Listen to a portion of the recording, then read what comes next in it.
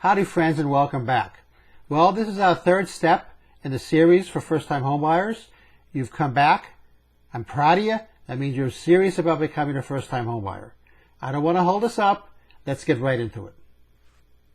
So coming at you today, how much home can we afford? We've already touched on first steps for first-time homebuyers. First-time homebuyers, part 2, how much home can you afford? Why would I want to buy a home? Many of you might be thinking right now, why would I want to buy a home? I'm happy paying rent to my landlord. Are you really? You're one of the few. Actually, owning a home can be cheaper than paying rent. It adds to family stability. More times than not, there's no guarantee, but there's more times than not the home will appreciate in value. It's a good investment. There are tax advantages and tax benefits. It belongs to you and your family. There's that thing we like to call pride of ownership involved in owning your own home. How much home can you afford? Well, as an easy way to determine how much home you can afford, lenders will typically allow you 1/3 of your monthly income to go towards a mortgage payment. A really rough estimate, your maximum mortgage on your house can be 3 times your annual salary. That's a really rough estimate. If you're sitting here wondering, how much home can I afford? Take your family income, multiply it by 3. That's roughly it in a nutshell.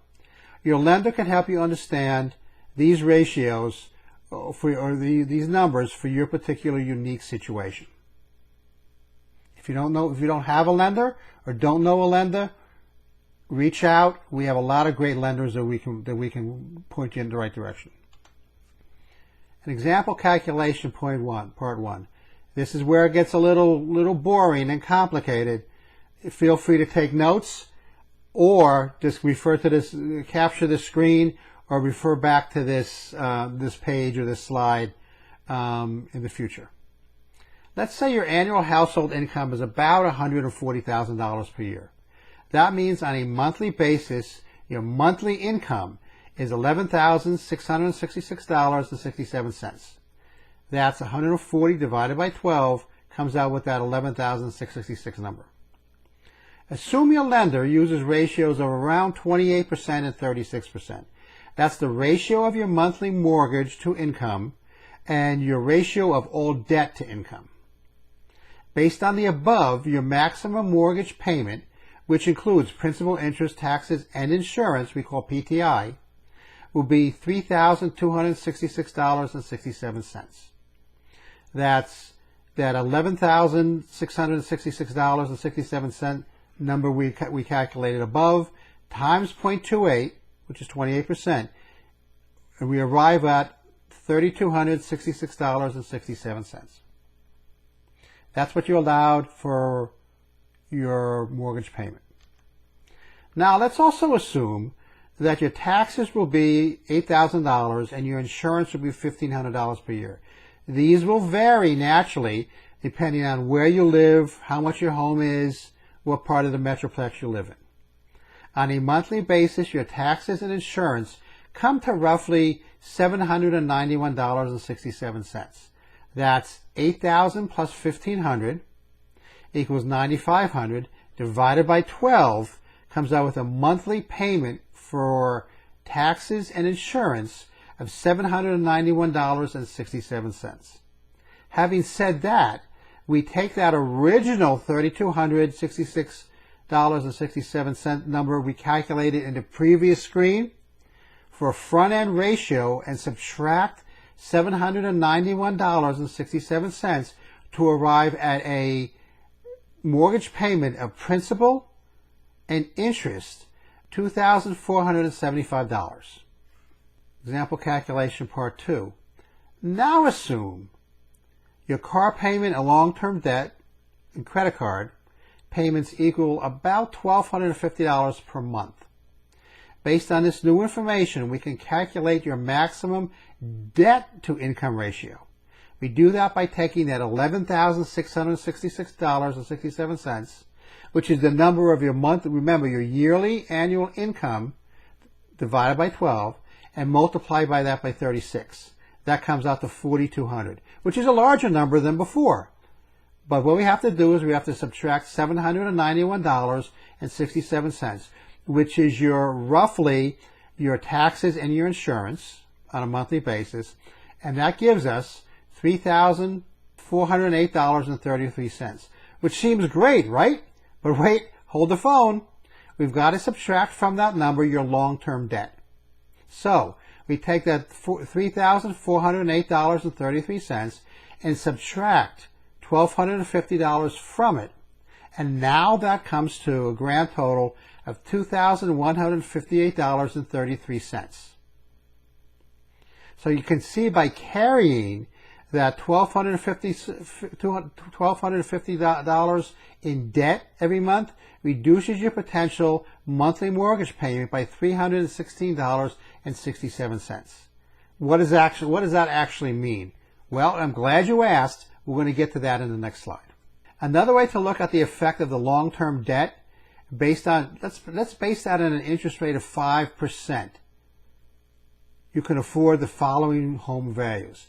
Based on the home mortgage to income ratio, that's just the mortgage, you can afford a house worth $460,000. Remember, I said roughly 3 times your family household income.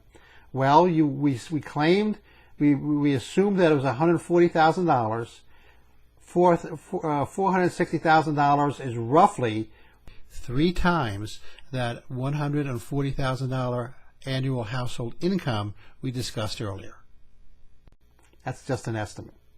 Based on the debt-to-income ratio, the maximum home you can afford is $400,000. Again, these are estimates.